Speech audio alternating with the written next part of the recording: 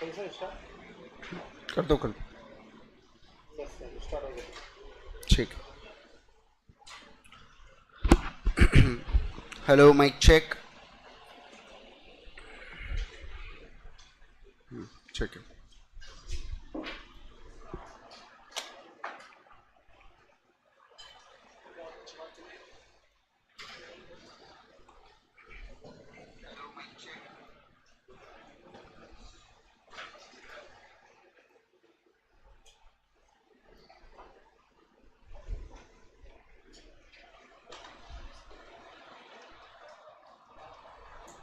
ठीक है, चलो आ जाओ। Very very good morning everyone. अरे गुड मॉर्निंग एवरीवन, चलो आ जाओ। हाँ, क्या आप लोगों ने रिवाइज किया? कल जो अपन ने पढ़ा था वो पक्के से रिवाइज किया आप लोगों ने? हाँ, अरे किए कि नहीं किए घर जाके? चलो, अरे करने का, अरे बेटा ऐसा नहीं करने का। एक एक बढ़िया रोज रोज रिवाइज करेंगे तो आपको आसान ही जाएंगी। एक साथ अगर बर्डन आ गया ना चैप्टर का, मुश्किल हो जाएगा फिर, है ना। चलिए देखो, आओ मैं आपको रिवाइज करवा देता हूं, फटाफट सुनना, बात को ध्यान देना। देखो, कल अपन लोगों ने पढ़ा था objectives of auditor. Objectives of auditor कौन सा ऐसे बोलता है? बोलो जल्दी से। ऐसे 200 बात करता है ऑब्जेक्टिव्स ऑफ ऑडिटर के बारे में। 200 OO यानी कि ओवरऑल ऑब्जेक्टिव्स, बराबर है, अपन ने ऐसा पढ़ा था। ओके, अब इसके बाद अपन ने क्या देखा कि ये जो ओवरऑल ऑब्जेक्टिव्स होते हैं ना, ये दो प्रकार के होते हैं। सबसे पहला क्या होता है बोलिए? सबसे पहला होता है यहाँ पे टू ऑब्टेन कैसा assurance? Reasonable assurance that financial statements are free from material misstatement. और दूसरा क्या बोला था कि फाइनेंशियल स्टेटमेंट कैसे बनने चाहिए? एप्लीकेबल FRF की मदद से बनने चाहिए। फिर अपन ने पढ़ा था सेकंड वाला ऑब्जेक्टिव क्या था? Report and communicate. क्या था बोलो जल्दी से? Report and communicate. किसके अनुसार? स्टैंडर्ड्स ऑन ऑडिटिंग के अनुसार अपने को रिपोर्ट एंड कम्युनिकेट करना है। ठीक है सर। फिर अपन ने और क्या देखा थे? फिर अपन ने देखना चालू किए थे सर स्कोप ऑफ ऑडिट, यानी कि जब मैं ऑडिट करने के लिए जाऊंगा तो मेरा स्कोप क्या क्या है, व्हाट इज माय स्कोप, उसके बारे में हम लोग यहाँ पे बातचीत कर रहे हैं। तो देखिए, सबसे पहले अगर मैं स्कोप की बात करूं, सबसे पहले फर्स्ट फोल्ड ऑब्जेक्टिव स्कोप में क्या आता है? CPR। बोलो क्या आता है यहाँ पे? CPR। सी से क्या है? कवरेज ऑफ ऑल एस्पेक्ट्स, यानी जितने भी एस्पेक्ट्स है भैया एंटिटी के अंदर, मुझे सारे चीजों का कवरेज करते हुए चलना है, मतलब मुझे ऑल एरियाज को चेक करते हुए चलना है। ठीक है। नेक्स्ट अपन ने क्या देखा था? Reliability and sufficiency of financial information. अब मुझे रिलायबिलिटी यानी कि मैं कैसे भरोसा करूं फाइनेंशियल इंफॉर्मेशन के ऊपर, तो पहला, अगर अकाउंटिंग रिकॉर्ड और सोर्स डेटा की मदद से मेरे फाइनेंशियल स्टेटमेंट बने हैं क्या, और दूसरा मुझे स्टडी एंड इवैल्यूएट करना पड़ेगा। कौन से चीज को सर? अकाउंटिंग सिस्टम को और इंटरनल कंट्रोल को। किसको बोलो जल्दी से? अकाउंटिंग सिस्टम को और इंटरनल कंट्रोल को मुझे इसे चेक करते हुए चलना पड़ेगा। इन दोनों चीजों से क्या पता चलता है? रिलायबिलिटी पता चलती है। क्या पता चलती है? बोलो, रिलायबिलिटी पता चलती है। ठीक है, यस सर। फिर अपन ने तीसरा क्या देखा था?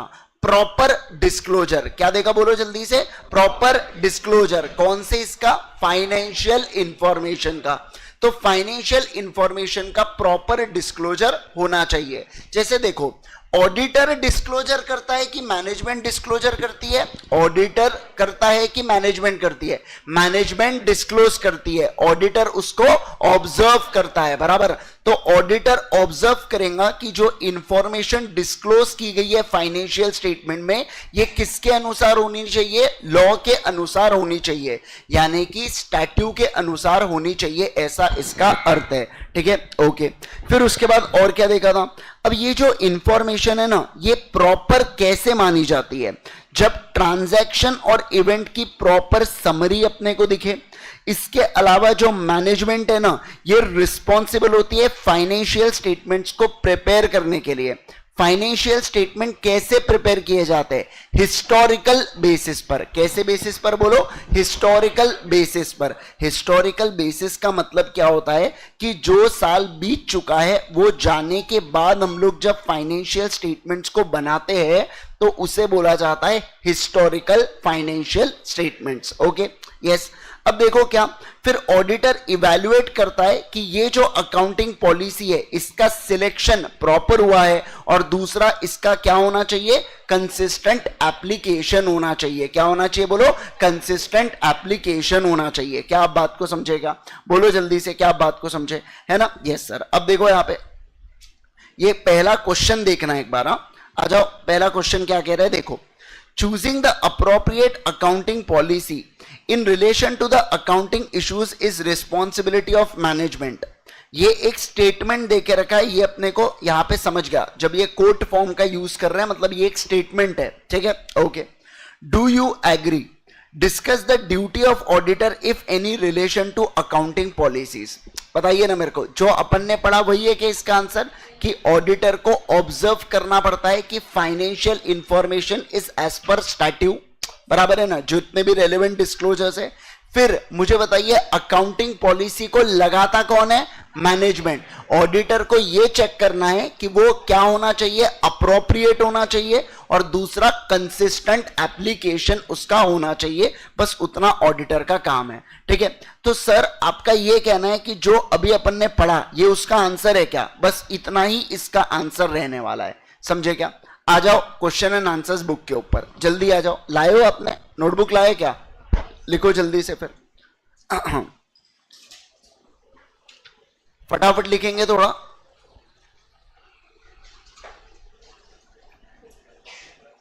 देखो answer number 1 slash page number 1.39, page number 1.39 ऐसा लिखो। Answer number 1 slash page number 1.39 bracket में MOD मॉड्यूल ऐसा डालना।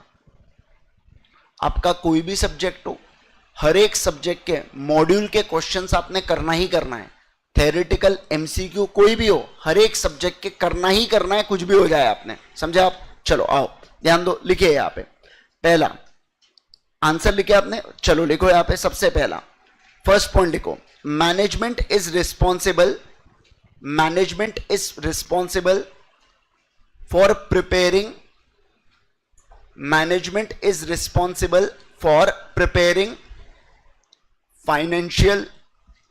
financial statement. Management is responsible for preparing financial statement on historical basis.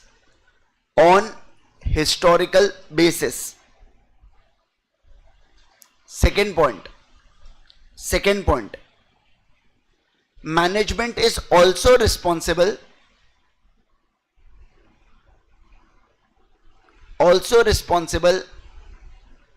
for applying proper accounting policy. Management is also responsible for applying proper accounting policy. तीसरा, auditor, इतना हुआ आपका, लिख के 2 point सबका हो गया। चलो तीसरा लिखो, ऑडिटर शैल इवैल्यूएट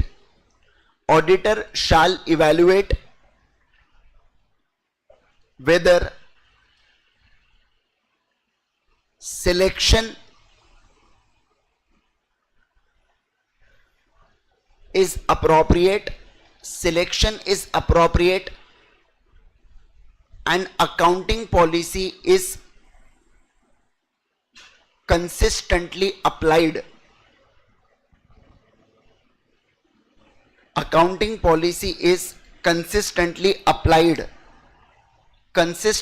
applied. हो गया तीनों, ठीक है? अब लिखो लास्ट में, therefore we can conclude that, point नहीं है ये अलग से, सीधा नेक्स्ट लाइन में लिखो, therefore we can conclude that given statement is absolutely correct. Given statement is absolutely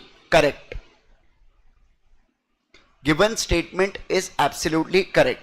ये 4 मार्क के लिए पेपर में पूछा जाता है, ठीक है ना? ऐसे क्वेश्चन तो इजी है क्या 4 मार्क मिलना? एकदम इजी।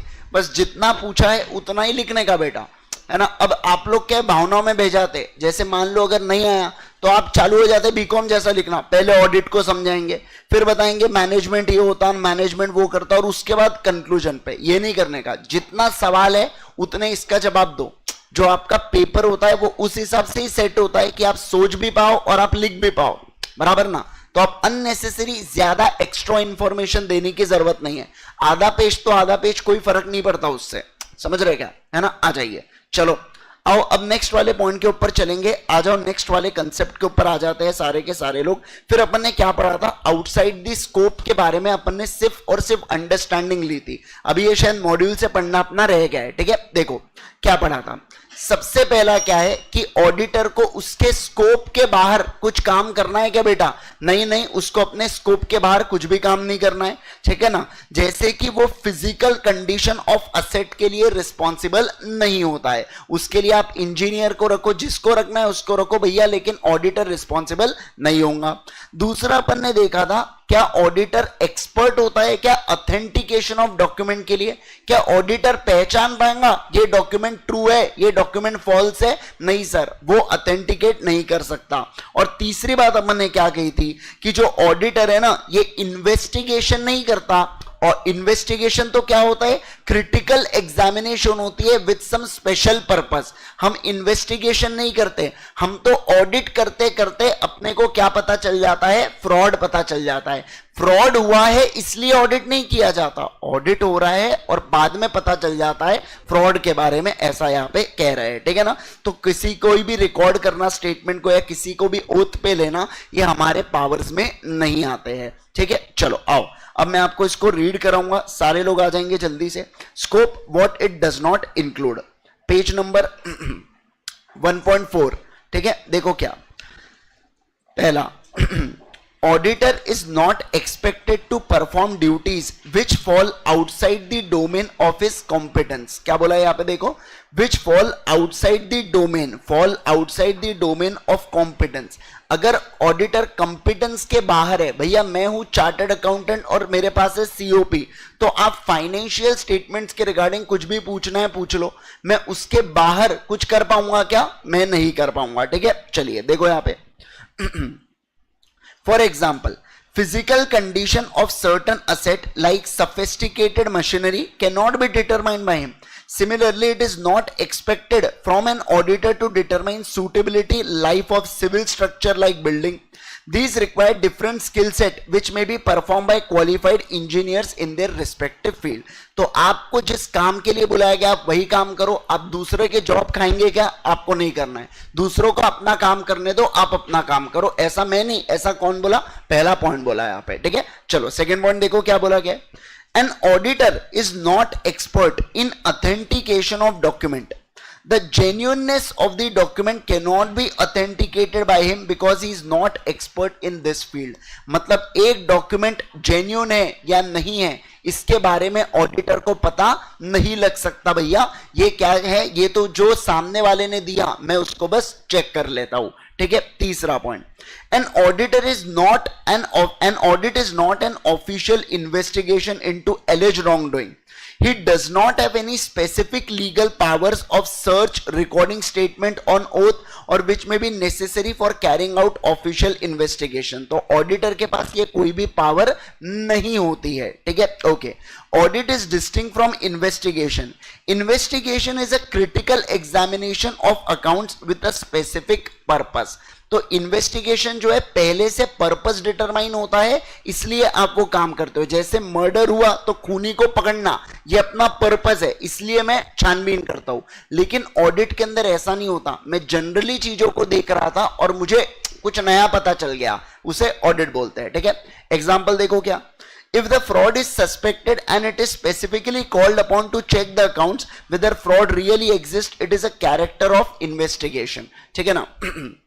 बेसिकली क्या बोला है, अगर आपको पता है कि ऑर्गेनाइजेशन के अंदर फ्रॉड है और फिर आप ऑडिटर को बुलाते हो फ्रॉड को ढूंढने के लिए, वो इन्वेस्टिगेशन होता है। लेकिन नॉर्मली आप अगर ऑडिटर को बुलाते हो ऑडिट करने के लिए तो उसे इन्वेस्टिगेशन कहते हैं क्या? नहीं सर, नहीं कहते हैं, ठीक है ना। चलो, ऑब्जेक्टिव ऑफ ऑडिटर क्या है बोलो। अब आपको ये समझ में आ गया होगा क्या है ऑब्जेक्टिव, बताइए। Reasonable assurance that financial statements are free from material misstatement. इसको लिख के रख लो यहां पे, पूरा लिखो अपने शब्दों में। हाँ, क्या क्या क्या? तो रिपोर्ट करेंगे ना, लेकिन इन्वेस्टिगेशन में कैसा होता है, छानबीन करना। जैसे अगर ओरिजिनल बिल भी आया ना, आप शक कर रहे हो ही नहीं सकता ओरिजिनल है करके, समझ रहे, आपको ये सब नहीं करना है। आपको अगर आया बिल, आपको जेन्युइननेस पता चल गई है, मतलब आपको समझ रहा है कि हाँ यार ओरिजिनल ही होगा। अब किसी ने इतने बढ़िया तरीके से फैब्रिकेट किया है, जैसे मैं बताऊं क्या, कोविड के समय है ना, ऑफलाइन एडमिशंस नहीं हुआ करते थे, ठीक है ना। तो लोगों ने क्या किया, जो मार्कशीट आती है पीडीएफ, वो पीडीएफ को डाउनलोड किया, उसको एडिट किया, कहीं पे 1-2% कम आ रहे थे तो एडिट करके अपलोड कर दिया यूनिवर्सिटी के एडमिशन के लिए, और उनके एडमिशन हो गई। अब आप समझो, वो जो पीडीएफ अपलोड की होंगी जिसमें क्लियरली समझ जाता कि बहुत ही फेक तरीके से, मान लो जैसे ये अगर मैं बात करूं तो कॉमिक सैंस एफबी फॉन्ट है और कोई टाइम्स रोमन इस्तेमाल करेगा तो मेरे को समझ जाएगा, ये तो इतना तो मैं कॉशियस रहूंगा ही ना। लेकिन अगर कोई कॉमिक सैंस का सेम फॉन्ट यूज करके एडिट करे तो मुझे कैसे पता चलेगा? तो ये उस सेकंड सिनेरियो के बारे में बात कर रहा है कि जहां पे इतना चीजें जेन्युइन है कि मेरा शक करने का सवाल ही नहीं बनता, उसके बारे में बात कर रहा है।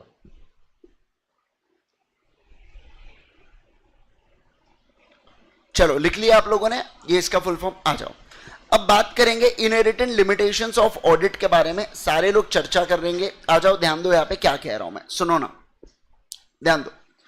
आप सारे लोग जानते हैं बेटा कि एक जो ऑडिटर है ये कैसा अश्योरेंस ऑब्टेन करता है, बोलो जल्दी से मुझे। Reasonable assurance. क्या ये एब्सोल्यूट अश्योरेंस ऑब्टेन करता है क्या? नहीं। एब्सोल्यूट का मतलब क्या होता है, 100% भरोसा हम ऑब्टेन नहीं करते। रीजनेबल का मतलब क्या होता है, हाई लेवल का भरोसा, है ना, लेवल सबके निकले, हाई लेवल का भरोसा, इसे क्या बोला जाता है, बोलिए जल्दी से, रीजनेबल अश्योरेंस, ठीक है। आ जाइए, सुनो, अब सुनिए मैं जो कह रहा हूं, ध्यान देना। यहां पे एक इसी का मतलब क्या होता है, इसी का मतलब होता है कि ऑडिट रिस्क क्या होता है, बोलो। Audit risk can never B zero. क्या कहा मैंने, बोलो। Audit risk can never B zero, ठीक है। इसी का अर्थ है, मतलब क्या, कि ऑडिट के अंदर अपने आप में कुछ लिमिटेशंस है, ऑडिट के अंदर अपने आप में कुछ कमी है जिसके कारण audit risk can never be reduce to zero. अब आपके मन में डाउट आ रहा होगा ऑडिट रिस्क का क्या मतलब होता है ना, ऑडिट रिस्क क्या होता है ये थोड़ी पता अपने को। जैसे देखो, समझना, बात को ध्यान देना, ये फाइनेंशियल स्टेटमेंट्स है, ठीक है। मैंने ये फाइनेंशियल स्टेटमेंट्स का ऑडिट किया। ऑडिट किया मतलब मैं क्या बोल रहा हूं कि मैं रीजनेबल अश्योरेंस देता हूं कि financial statements are free from material misstatement. यही इसका मतलब है।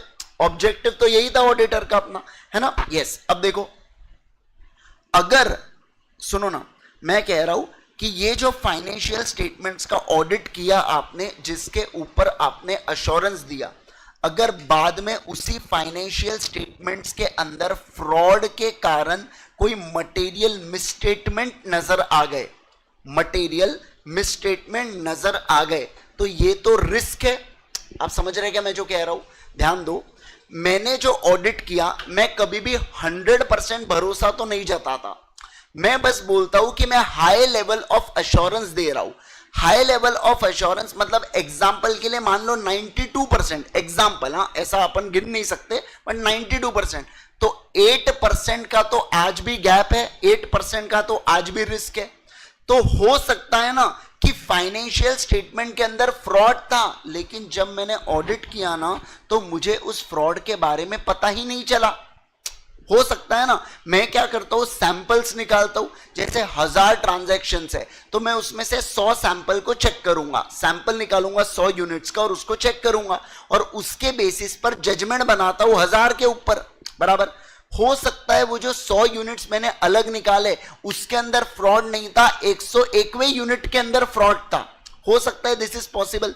तो देखो क्या बोला गया कि आपने ऑडिट किया और ऑडिट करने के बाद भी आपके फाइनेंशियल स्टेटमेंट्स में मटेरियल मिसस्टेटमेंट है, इसका रिस्क, इसे क्या बोला जाता है, ऑडिट रिस्क। समझे क्या मतलब? फाइनेंशियल स्टेटमेंट का ऑडिट करने के बाद भी अगर रिस्क बच जाती है कि हो सकता है कि FSRMM यानी financial statements are materially misstated, तो इस केस के अंदर हम लोग कहेंगे इसे ऑडिट रिस्क बोला जाता है। और ये रिस्क हमेशा बनी रहेंगी। क्यों बनी रहेंगी? क्योंकि ऑडिट के कुछ अपने आप में लिमिटेशंस होते हैं, ऑडिट में अपने आप में कुछ कमियां हैं, इसलिए रिस्क हमेशा रहेंगी। और ये रिस्क के चलते ही हम लोग कैसा अश्योरेंस देते हैं, रीजनेबल अश्योरेंस देते हैं, एब्सोल्यूट अश्योरेंस हम लोग कभी नहीं देते। समझ रहे हैं आप बात को जो मैं कह रहा हूं? कोई है जिसको ऑडिट रिस्क नहीं समझा अभी? बताइए मेरे को जल्दी से, पक्का सबको समझो ऑडिट रिस्क क्या होता है? तो ऑडिट रिस्क का मतलब बताइए मुझे। सर ऑडिट रिस्क का मतलब ये होता है कि ऑडिट हुआ, ठीक है ना, ऑडिट हुआ, फिर भी ऐसा चांस कि FSR मटेरियली मिसस्टेटमेंट, तो ये जो चांस है ना, इस चांस को ही अपन लोग क्या कहते हैं, ऑडिट रिस्क कहते हैं। सर मान लो आपके एंटिटी का ऑडिट ही नहीं हुआ, तो उसके अंदर मटेरियली मिसस्टेटमेंट के चांस को ऑडिट रिस्क बोलेंगे क्या? अरे नहीं, ऑडिट होने के बाद भी मटेरियल मिसस्टेटमेंट रहना, उसी को ऑडिट रिस्क बोला जाता है। समझ रहे क्या बात को, है ना? ऐसा यहां पे बोला जा रहा है। आ जाइए, देखो क्या sir, inherent limitations of audit के बारे में हम लोग पढ़ रहे हैं कि क्या है इनहेरिटेंट लिमिटेशंस। तो सिंपल सी बात है कि ऑडिट कभी भी रीजनेबल अश्योरेंस देता है, एब्सोल्यूट अश्योरेंस नहीं देता। या मैं कह सकता हूं कि audit risk can not be reduced to zero. तो ये क्यों होता है? Due to inherent limitations. तो आपको एग्जाम में सवाल आ सकते हैं, why audit risk can never be reduce to zero, तो आप क्या लिखेंगे? इनहेरिटेंट लिमिटेशंस के पॉइंट लिखेंगे।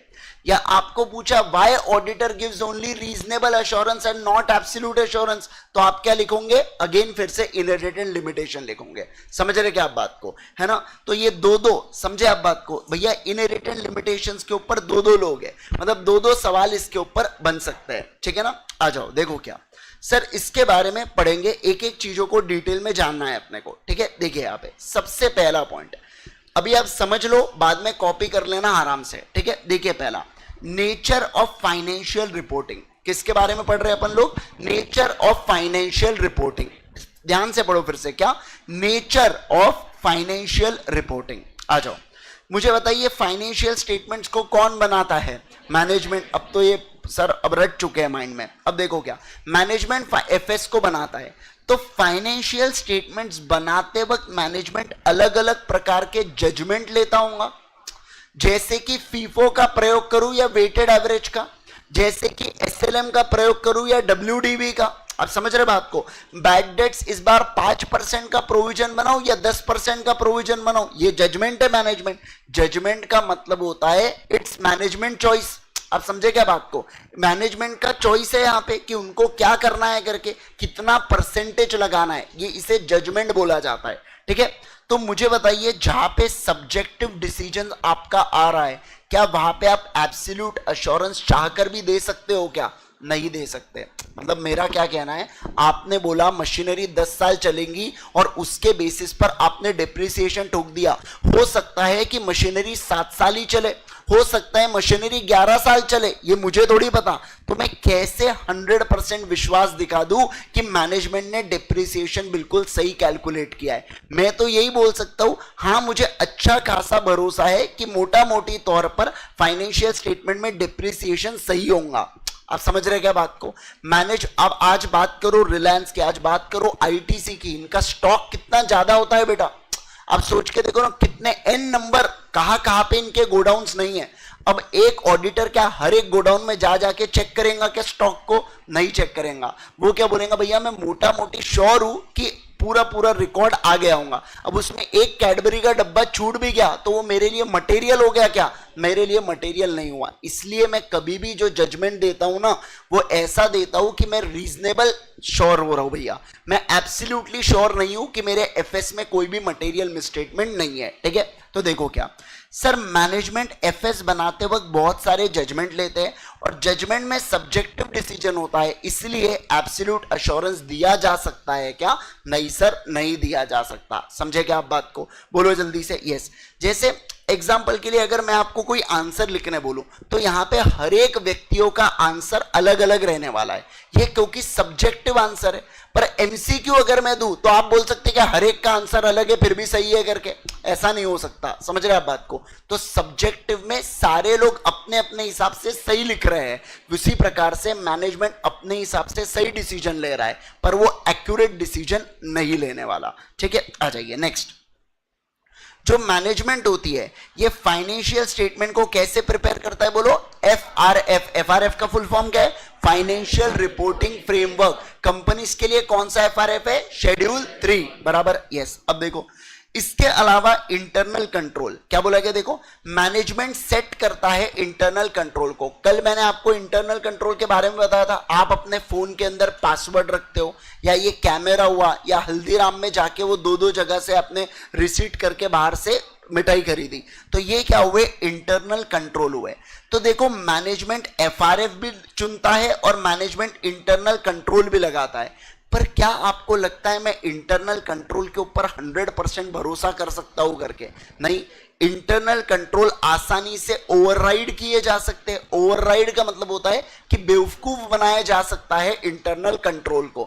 कहने के लिए तो वाईफाई के ऊपर भी पासवर्ड है जो केवल स्टाफ ही लोग या मेंबर लोग जो फैकल्टी है वही यूज कर सकते हैं, है ना? कहने के लिए तो वो भी है, लेकिन आप तो जानते हैं। तो ऐसे केस के अंदर मैंने क्या कहा, जरूरी नहीं है कि आप इंटरनल कंट्रोल के ऊपर भरोसा कर सको। समझ रहे?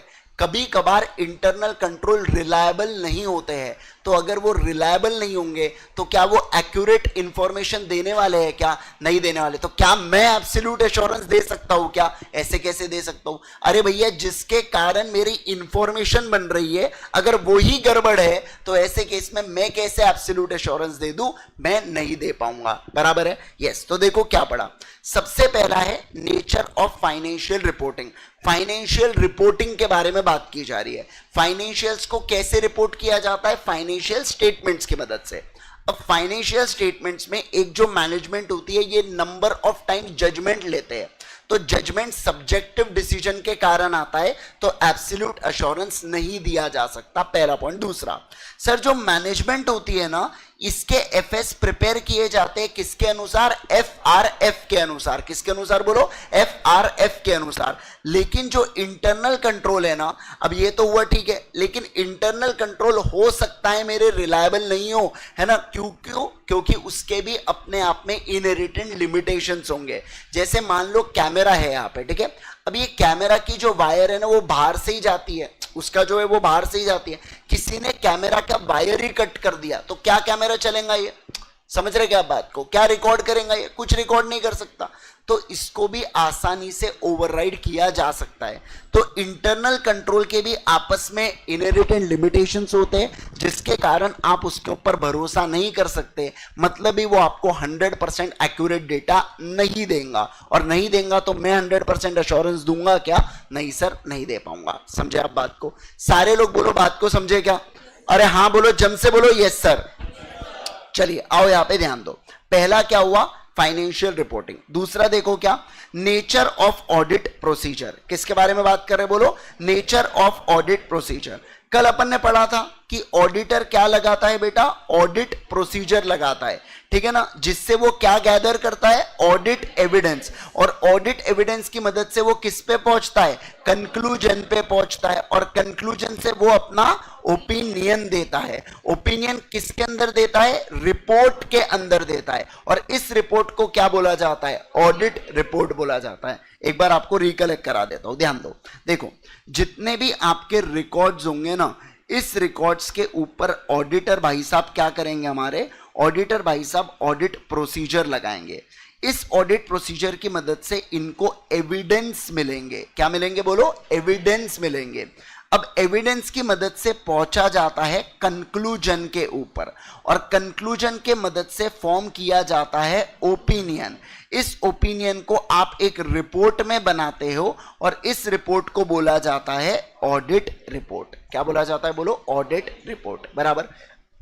कल मैंने आपको एक और टर्म बताया था कि ये एविडेंस कैसे होनी चाहिए, सफिशिएंट एंड अप्रोप्रिएट होने चाहिए। सफिशिएंट का मतलब क्या होता है, क्वांटिटी इसकी परफेक्ट होनी चाहिए या अच्छी होनी चाहिए, और अप्रोप्रिएट मतलब क्या होता है, क्वालिटी इसकी अच्छी होनी चाहिए। किसी को ये कॉपी करना है, ये वाली चीज कोई करना चाहता है नोटबुक में तो कर लो, पट से जल्दी से उतार लो, कोई प्रॉब्लम नहीं है।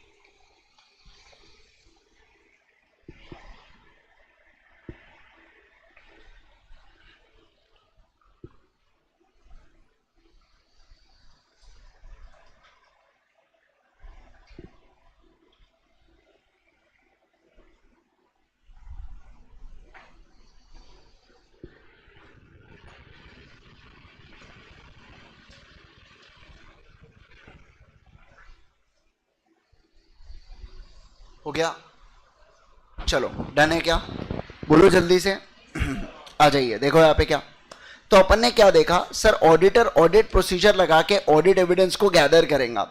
अब ये ऑडिट एविडेंस को भी गैदर करना अपने आप में एक लिमिटेशन है। कैसे लिमिटेशन है, कैसे कमियां है? क्या मैं सारे ट्रांजैक्शन को चेक कर सकता हूं क्या? नहीं, मैं तो भैया सैंपल के बेसिस पर ही जजमेंट निकालूंगा। 9,000 करोड़ के सेल्स था इस बार का, सोलार का मैंने कल बताया था, और उसको 1.5 महीने के अंदर फाइनलाइज कर दिया। आप 15-20 दिन और रुको, रिलायंस के भी फाइनेंशियल स्टेटमेंट्स आउट होंगे। अब वो तो 9,000 है, वो तो कितने लाख करोड़ की बैलेंस शीट 3 साल पहले थी, तो अभी तो बड़ी होंगी, पक्की बात है। तो आप सोच के देखो कैसे 3 महीने में, कैसे 2 महीने में फाइनेंशियल स्टेटमेंट फाइनल हो रहे हैं, सैंपल की मदद से। किसकी मदद से बोलो? सैंपल की मदद से। जैसे आपने देखा होगा, मम्मी अगर कभी भी मान लो सब्जी पका रही है, तो मम्मी क्या पूरे सब्जी में एक एक चीजों को चेक करती है, ये पका क्या, ये पका क्या? नहीं, मम्मी क्या करेंगे, हैंडफुल ऑफ चीजें निकालेंगी और उसको प्रेस करके देखती है, अगर वो पक गया तो सब्जी पक गई, ऐसा जजमेंट, बराबर ना? तो मैं भी क्या करूंगा ऑडिटर, कुछ स्टेटमेंट्स निकालूंगा, मतलब कुछ ट्रांजैक्शन अलग निकालूंगा। ट्रांजैक्शन को अलग निकाल लिया, उसको चेक करूंगा। चेक करने के बाद अगर मेरे को लगा कि इसमें कोई भी गड़बड़ नहीं है, तो मैं जजमेंट बना सकता हूं कि मेरे फाइनेंशियल स्टेटमेंट में भी गड़बड़ नहीं है करके। समझे आप बात को? यस। तो देखो क्या, सबसे पहली बात, मैं सैंपल से ऑडिट एविडेंस ऑब्टेन करता हूं। दूसरा, जो मैनेजमेंट है ना, हो सकता है वो मुझे कंप्लीट इंफॉर्मेशन ना दे। जैसे मैनेजमेंट ने क्या किया, मैनेजमेंट को पता था कि मार्च के अंदर है ना उनके फाइनेंशियल स्टेटमेंट में गड़बड़ है, सेल्स के अंदर थोड़ा सा है ना इन्होंने बढ़ाया है सेल्स को, ठीक है ना, ओवरस्टेट किया है सेल्स को, ऐसा मैं कहना चाहता हूं, ठीक है। तो मैनेजमेंट हो सकता है मुझे उसके बारे में इंफॉर्मेशन ही ना दे। मान लो एम्प्लॉय ने फ्रॉड किया, वो फ्रॉड हुआ, तो मैनेजमेंट के लोगों ने आपस में वो बात को दबा ली कि बोले बाहर अगर आ गए तो अपने शेयर के प्राइसेस गिर जाएंगे। आप समझ रहे क्या बात को? तो ऐसे केस के अंदर मैनेजमेंट अगर मुझे कंप्लीट इंफॉर्मेशन नहीं दिए, तो आप सोच के देखो मेरे ऑडिट एविडेंस क्या मैं गैदर कर पाऊंगा? क्या नहीं कर पाऊंगा। जब ऑडिट एविडेंस ही गैदर नहीं कर पाऊंगा तो कंक्लूजन कैसे दूं? वो तो दूर की बात है, पहले तो ऑडिट एविडेंस की बात हो रही है। तो मुझे हो सकता है कंप्लीट इंफॉर्मेशन मैनेजमेंट से ना मिले। कभी कभार क्या होता है कि मैनेजमेंट खुद फ्रॉड के अंदर इन्वॉल्व होती है। जैसे सत्यम का स्कैम, जो पर्सन था, जो कंपनी का चेयरमैन था, वो खुद इन्वॉल्व था फ्रॉड के अंदर। समझ रहे क्या बात को? अगर वो कंपनी के खुद के मैनेजमेंट ने फ्रॉड किया, देखो एम्प्लॉय ने फ्रॉड किया ना, तो उसको ढूंढना आसान होता है, लेकिन अगर मैनेजमेंट ही इन्वॉल्व हो गई फ्रॉड में, तो आप सोच के देखो वो फ्रॉड को मैं आसानी से ढूंढ पाऊंगा क्या? नहीं सर, नहीं ढूंढ पाऊंगा, क्योंकि जब टॉप मैनेजमेंट इन्वॉल्व होती है फ्रॉड के अंदर, तो वो पूरे सिस्टम, डेटा, सारी चीजों को चेंज कर डालती है। एम्प्लॉय तो उसी चीजों को चेंज कर सकता है जितना उसका स्कोप है। आप समझ रहे हैं क्या? तो तो उस स्कोप के ऊपर मैनेजमेंट का स्कोप होगा, तो मैनेजमेंट के पकड़ में वो बात आ जाती है। लेकिन अगर मैनेजमेंट ने स्कोप किया तो मैनेजमेंट के ऊपर कौन है? कोई भी नहीं। तो इसलिए क्या बोला गया कि हो सकता है मैनेजमेंट फ्रॉड में इन्वॉल्व हो। ये फ्रॉड से क्या होता है? इंफॉर्मेशन को छुपाया जाता है, इसका अर्थ होता है कंसील करना, या कभी कभार डॉक्यूमेंट को फैब्रिकेट किया जाता है। फैब्रिकेट का मतलब होता है गलत डॉक्यूमेंट को बनाना। आप समझ रहे बात को? बनाना, उसे बोला जाता है फैब्रिकेट। एंड आखिरी में बोला ट्रांजैक्शन विथ रिलेटेड पार्टीज यहां पे की जा सकती है, जिसके कारण क्या हो? जिसके कारण जो प्रॉफिट है वो अंडर स्टेटमेंट या मिस स्टेटेड यहां पे किया जा सकता है। जैसे देखो, मैं आपको एग्जांपल दूंगा, सुनो। मान लीजिए मैं अगर बात करूं यहां पे ना एक एंटिटी, मैं अपनी एक एंटिटी सिंगापुर में खोलता हूं, ठीक है ना। अब सिंगापुर वाले एंटिटी का काम क्या है कि इंडिया में क्या सप्लाई करना? यूनिट सप्लाई करना, ठीक है ना। ओके, यूनिट मतलब जो भी, मान लो एग्जांपल के लिए मोबाइल का धंधा करता हूं मैं, तो सिंगापुर वाले एंटिटी का काम है वो मुझे मोबाइल बेचेंगे और मैं उस मोबाइल को इंडिया में बेचूंगा, ठीक है। मोबाइल की कीमत कितनी होती है? 5,000 रुपए बनाने की कीमत होती है। मैं उसको इंडिया में बेचूंगा 20,000 रुपए में, तो मेरा प्रॉफिट कितना होगा इंडिया में? 15,000 का प्रॉफिट होगा। और इस पे 30% का टैक्स बैठेगा, मतलब कितना टैक्स बैठ गया? 4,500 रुपए तो आराम से टैक्स बैठ गया। इनडायरेक्ट अलग, बाकी जो दुनिया प्रकार के लोचे हैं वो अलग। तो मैं क्या कहता हूं सिंगापुर वाली एंटिटी से कि सुनना, एक काम कर, ये तो मेरी ही एंटिटी है, बराबर ना, ये मेरी एंटिटी है। तो मैं क्या कहता हूं कि इसके जगह 5,000 के जगह ना इसका प्राइस तू मुझे 18,000 का बना के बेच, 18,000 का बिल बना के बेच तू मुझे, बराबर। अब अगर 18,000 का बिल आएगा तो मुझे बताइए यहां पे कितना, ये कितना हुआ प्रॉफिट? 2,000 का, और उस पर 30% टैक्स, मतलब कितना हुआ? 600 रुपए का टैक्स बैठा। कहा 4,500, कहा 600 रुपए। तो सर आपने जो पैसा क्या किया फिर? मैंने प्रॉफिट को शिफ्ट करवा दिया सिंगापुर के अंदर। सिंगापुर में कम टैक्स रेट है, मैं वहां पे बच जाऊंगा टैक्स से। आप समझ रहे क्या बात को? बहुत सारी एंटिटी पहले ऐसा करती थी, तो इन्होंने क्या बोला, रिलेटेड पार्टीज के साथ आप जो भी ट्रांजैक्शन करते हैं ना, हमको उसको डिस्क्लोजर में चाहिए, डिस्क्लोजर में। और अगर इंडिया के बाहर की कोई रिलेटेड पार्टी रही तो उसको आप ये जो प्रॉफिट कैलकुलेट करते हो ना इनकम टैक्स में, तो ये आप 18,000 नहीं पकड़ेंगे, आप वो पकड़ेंगे कि इंडिया में अगर ये प्रोडक्ट बनता तो कितने में बनता। मान लो 6,000 में बनता ना, तो आप 6,000 उसकी कॉस्ट पकड़ना। आप समझ रहे क्या बात को?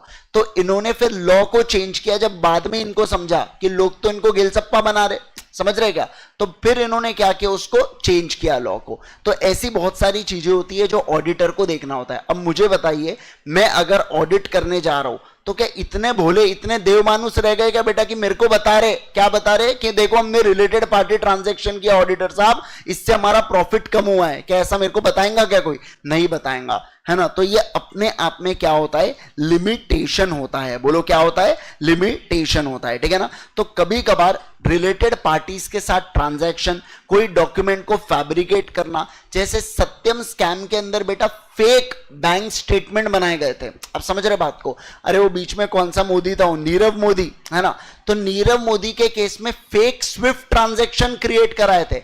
स्विफ्ट ट्रांजैक्शंस का मतलब क्या होता है? जो अपनी डोमेस्टिक बैंक और इंटरनेशनल बैंक के बीच में ट्रांजैक्शंस होते हैं, उसके फेक डॉक्यूमेंट बनाए गए थे। आप समझ रहे क्या बात को? मतलब क्या लेवल तक सोचते हैं लोग, है ना। तो यहां पे ये क्या हुआ, मैं कहूंगा कि ये डॉक्यूमेंट को फैब्रिकेट करा के फ्रॉड किया।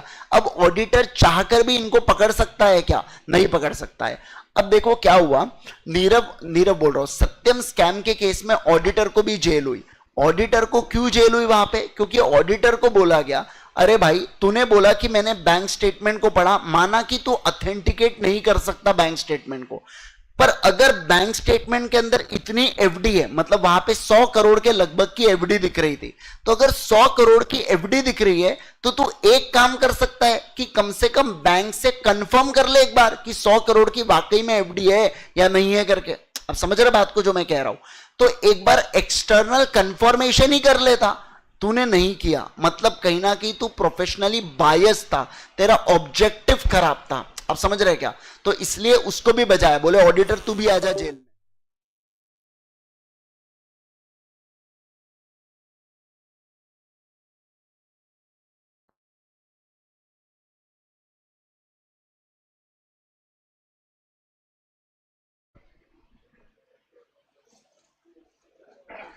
हो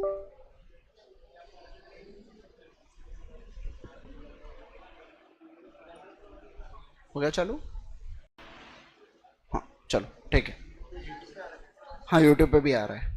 हाँ चलो ध्यान दो ना। सुनो देखो, सत्यम स्कैम में क्या हुआ था ध्यान दीजिए, है ना। राजू करके एक व्यक्ति था बेटा, ठीक है। राजू ने क्या किया कि सत्यम कंप्यूटर्स नामक एक कंपनी इनकॉर्पोरेट की थी। कंपनी बहुत अच्छा धंधा कर रही थी, टीसीएस को टक्कर दे रही थी, बहुत ही जबरदस्त एकदम, मतलब इन्फोसिस, टीसीएस। अगर आज सत्य, ऐसा लोग बोलते हैं कि अगर आज सत्यम कंप्यूटर होता तो शायद वो सेकेंड या थर्ड लार्जेस्ट सॉफ्टवेयर कंपनी होती इंडिया की, अगर वो सही पेस से चल रही होती तो। क्या हुआ, अब यहां पे है ना, जैसे जैसे राजू धंधा को आगे बढ़ा रहा था, उसको समझ गया कि ये धंधे के अंदर कहीं ना कहीं थोड़े से लिमिटेशंस है। मैं एकदम एक्सपोनेंशियल ग्रोथ नहीं मुझे मिल सकती। उनको कैसा, उनको चाहिए था कि आज 1x है तो अगले साल 10x, 4, मतलब समझ रहे, 20x 30x ऐसा ग्रोथ चाहिए था राजू को। रामलिंगा राजू नाम था उनका, ठीक है, RR, ठीक है। आइए, अब हुआ क्या कि इन्होंने क्या सोचा, एक काम करते हैं, कंपनी के पास पैसों की तो कोई कमी नहीं है अभी, एज ऑफ नाउ फंड तो अपने पास बहुत है। तो इन्होंने क्या किया, फंड को डाइवर्सिफाई कर दिया और इसको रियल एस्टेट में लगा दिया, ठीक है ना। रियल एस्टेट उस समय काफी बूम पे था, 2005 2004 वो समय की बात है, बहुत ज्यादा पीक से एकदम रियल एस्टेट ग्रो हो रहा था। अब रियल एस्टेट में पैसा लगाया, अचानक से थोड़ा सा डाउनफॉल या मंदी जिसको बोलते हैं ना, वैसा आ गया। तो रियल एस्टेट उतने तेजी से फिर बढ़ा नहीं, तो ये कहीं ना कहीं प्राइजेस स्टैग्नेंट हो गई। पर रामलिंगा राजू को अब क्या चाहिए था, बिजनेस के लिए भी पैसा चाहिए था और रियल एस्टेट के लिए भी पैसा चाहिए था। तो इन्होंने क्या किए, बैंक को अप्रोच किए, कंपनी के फाइनेंशियल स्टेटमेंट्स दिए, बैंक से लोन उठाए, लोन उठा के अगेन कुछ बिजनेस में डाला, कुछ रियल एस्टेट में डाला। समझे आप बात को। अब ये ऐसी चीज है रियल एस्टेट की, अगेन यहां पे पैसा नहीं बढ़ा, तो इनको लगा यार अभी भी डाउनफॉल है, अभी भी बहुत बूम आने वाला है, तो मुझको और पैसा चाहिए। तो इन्होंने क्या किए, फिर फेक फाइनेंशियल स्टेटमेंट्स बनाना चालू किए।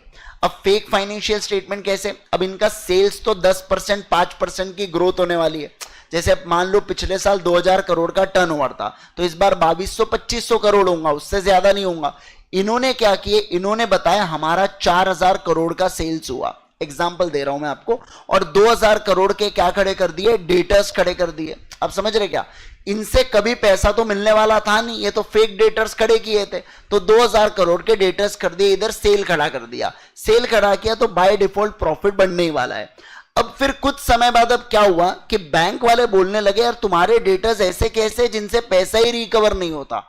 अब इनसे पैसे रिकवर बताने के चक्कर में फेक बैंक स्टेटमेंट बनाए गए कि हमको इनसे पैसा मिला, और फिर आप समझ रहे बात को, तो फेक बैंक अकाउंट बनाया, फेक बैंक अकाउंट के ट्रांजैक्शंस क्रिएट किए जिसके अंदर बताया गया कि हमको डेटर से पैसा रियलाइज हुआ, डेटर्स कम हुए, बैंक स्टेटमेंट बढ़ गया, यहाँ पे मतलब जो बैंक अकाउंट है वो बढ़ गया।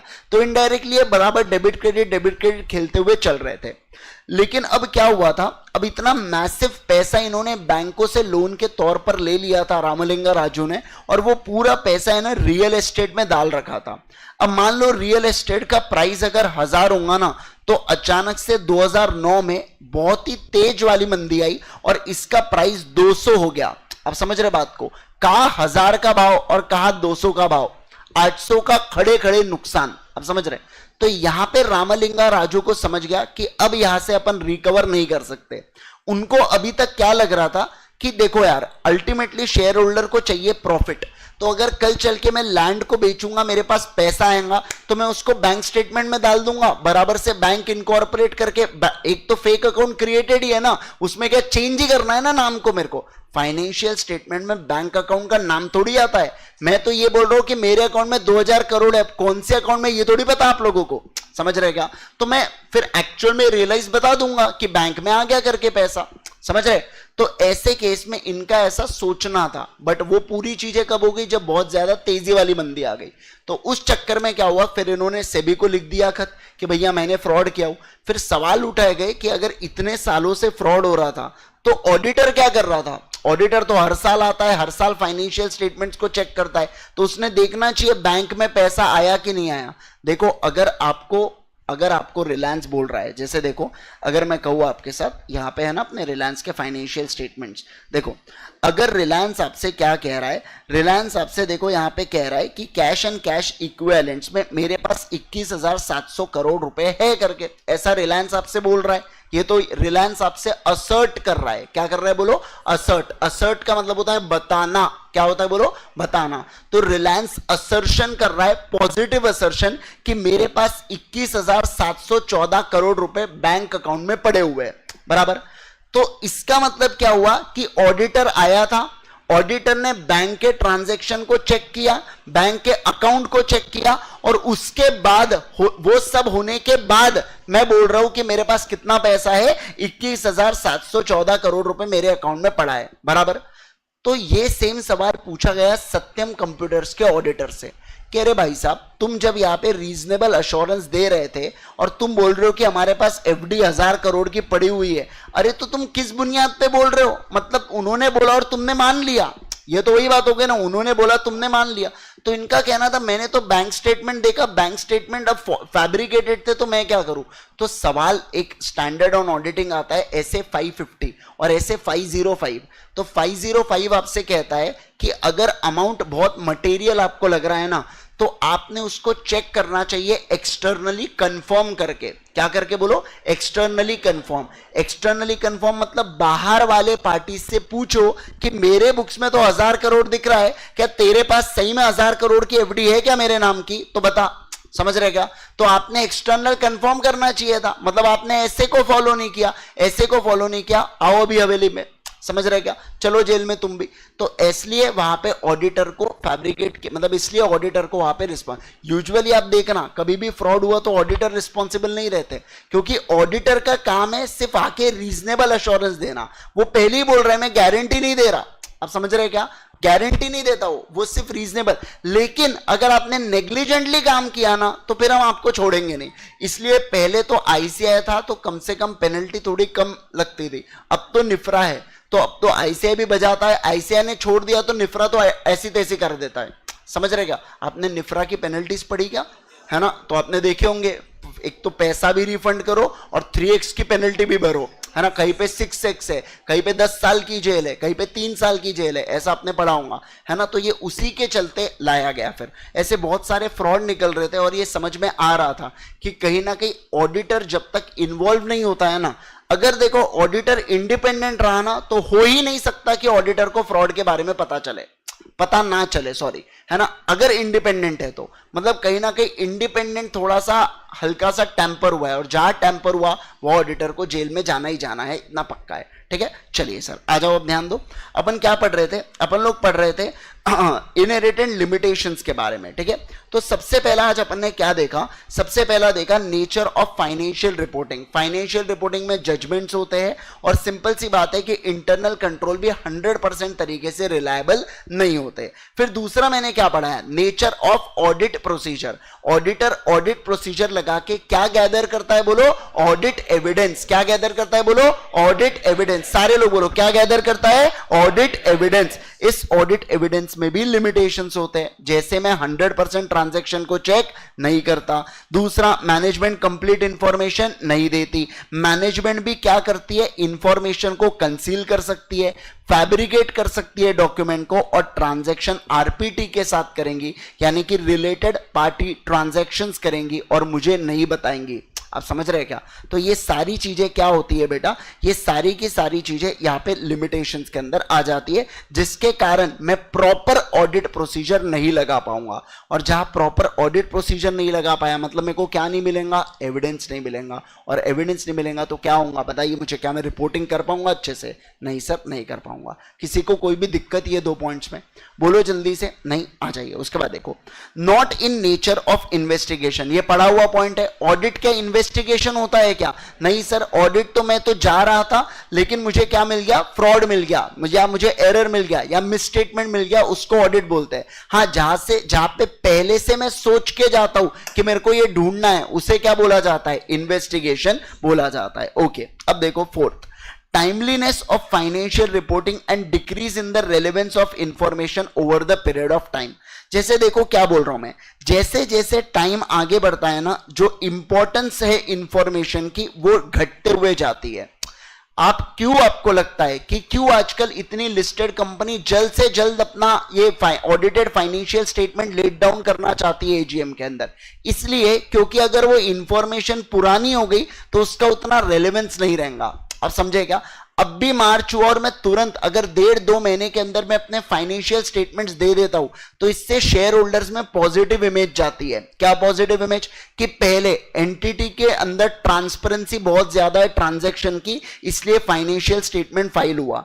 दूसरा, अगर वो ऑडिटेड है तो सामने वाले को भरोसा होगा। और आप सोच के देखो, 2 महीने पहले अगर एकदम तगड़ा रिजल्ट कोई एंटिटी का आया है तो उसका शेयर प्राइस बढ़ने वाला है क्या? और शेयर प्राइस बढ़ा तो मार्केट में पॉजिटिव इमेज है क्या? हाँ सर, पॉजिटिव इमेज है। आप समझ रहे क्या बात को? तो बेसिकली क्या हुआ, बेसिकली आप देखो ना, अभी जैसे सोलार इंडस्ट्रीज की बात करूं मैं, जिस दिन उसका रिजल्ट आने वाला था उसके पहले दिन वो समथिंग 8,100 पे था, और कल की अगर मैं बात करूं मतलब 4-5 दिन के अंदर वो 8,900 के आसपास चले गया।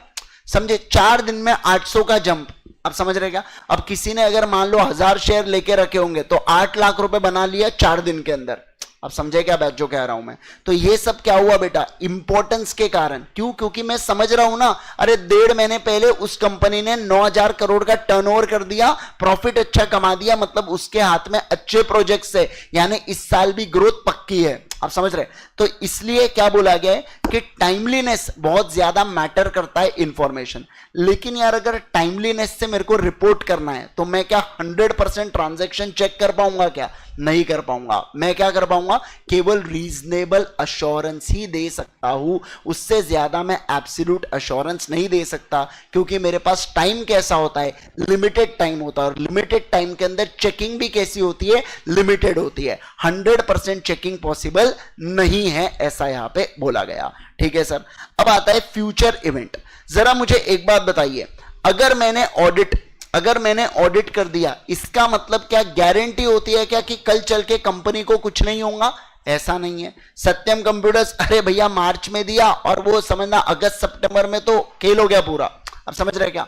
मैं ये कह रहा हूं कि ऑडिट करने से फ्यूचर इवेंट्स के ऊपर गारंटी आए, ऐसा कुछ भी नहीं होता। समझे? एक जमाने में रिलायंस कम्युनिकेशन टॉप पे था, मतलब आप समझे क्या? रिलायंस कम्युनिकेशन ही कम्युनिकेशन, उसके नीचे बीएसएनएल और बाकी सब टेलीकॉम। आज रिलायंस कम्युनिकेशन का है? कहीं भी नहीं है। आज तो है ही नहीं वो मार्केट में। आज तो जियो, एयरटेल और वोडाफोन आइडिया तो कोई भी यूज नहीं कर रहा है। समझ रहे? तो 2 ही प्लेयर बच गए अब तो ऐसे केस के अंदर मैं क्या कह रहा हूं कि आप सोच के देखो, वो अब जिस समय रिलायंस कम्युनिकेशन था उस समय उसका भी ऑडिट हुआ होगा, उन्होंने भी ऑडिट करके ऑडिटर ने बोला होगा कि हाँ रीजनेबल अश्योरेंस की एफएस में एमएम नहीं है, मटेरियल मिसस्टेटमेंट। लेकिन इसका मतलब ये गारंटी थोड़ी होती है कि कल चल के कंपनी चलती रहेंगी। हो सकता है कोई ऐसे इवेंट हो जाए जिसके कारण कंपनी क्या होंगी? बर्बादी की कगार पे आ जाए। आप समझ रहे क्या? तो इनका कहना है भैया सिंपल सी बात है, बहुत सारे ऐसे इवेंट एंड कंडीशन है जो अफेक्ट करते हैं एंटिटी को एडवर्सली मतलब जोर से एकदम अफेक्ट करते हैं। ठीक है? यस। देखो, चेंज इन मार्केट कंडीशन हो सकता है, जैसे नोकिया। अब समझ रहे? एक जमाने में नोकिया कितना टॉप नॉच कंपनी थी, आज तो नोकिया को कोई भी यूज नहीं करता। नोकिया के मालिक खुद यूज नहीं करते होंगे मेरे हिसाब से। समझ रहे? भारी हो गया हूं मार्केट से। क्यों? क्योंकि मार्केट कंडीशन बदल गई। लोगों ने जब यहां पे सोचा कि टच स्क्रीन फोन लाएंगे, नोकिया बोलता मैं नहीं बदलूंगा, नहीं, तो लोगों ने उसको बदल डाला। समझ रहे? फिर इसके बाद क्या, मान लो कोई नया प्रोडक्ट मार्केट में आ गया, तो अलग अलग मल्टीपल रीजन होते हैं जिसके कारण मेरी कंपनी फेल हो सकती है। तो ऑडिट गारंटी नहीं देता कि मेरी कंपनी क्या होने वाली है? चलती रहने वाली है, ऐसी कोई भी क्योंकि बहुत सारे अदर मार्केट कंडीशंस होते हैं जो मेरे कंपनी को अफेक्ट करते हैं। क्या करते हैं? बोलो जल्दी से। अफेक्ट करते हैं। इसलिए ऑडिटर गारंटी नहीं दे सकता। क्या आप बात को समझे? ये सारे इनहेरिटेंट लिमिटेशंस है जिसके कारण क्या होता है बताइए? जिसके कारण ऑडिटर कैसा अश्योरेंस देता है? रीजनेबल अश्योरेंस देता है। इसमें किसी को कोई भी दिक्कत, एकदम आराम से, एकदम धीरे धीरे चल रहा है। और बताइए, और इससे भी स्पीड स्लो करना है कि ठीक है चलेगा ना? आओ देखो, आओ आपको एक बार रीड करवा देता हूं, फिर उसके बाद फिर से रिवाइज करेंगे। देखिए क्या The process of audit suffers from certain inbuilt limitation due to which auditor cannot obtain absolute assurance that financial statements are free from material misstatement whether due to fraud or limitation as follows. ठीक है, देखिए क्या सबसे पहला है nature of financial reporting, दूसरा है nature of audit procedure, तीसरा है not in nature of investigation, चौथा है timeliness of financial reporting and decrease in relevance of information over period of time, और आखिरी में क्या आता है फ्यूचर इवेंट्स. क्या आता है बोलो, फ्यूचर इवेंट्स. देखिए यहाँ पे preparation of financial statement involves many judgement, judgement को अंडरलाइन करो by management. These judgments involve कैसे decisions, subjective decisions और degree of uncertainty. Therefore, auditor may not be able to obtain absolute assurance that FS are free from material misstatement whether due to fraud and error. मतलब क्या, जैसे provision for bad and doubtful debt 7% ही लगाना था, लेकिन management ने जानबूझ के 9% लगाया, पर इसके बारे में मुझे कैसे पता चलेगा, मुझे तो नहीं पता चलने वाला. तो उसके बारे में पहला पॉइंट था. देखो, one of the premises, premises का मतलब होता है assumption for conducting audit is that management acknowledges it's responsibility for preparation of financial statement in accordance with FRF and devising suitable control. Devising का मतलब होता है लगाना, कि इंटरनल कंट्रोल को लगाएगा कौन, डिवाइस कौन करेगा, मैनेजमेंट करेगा. ठीक है.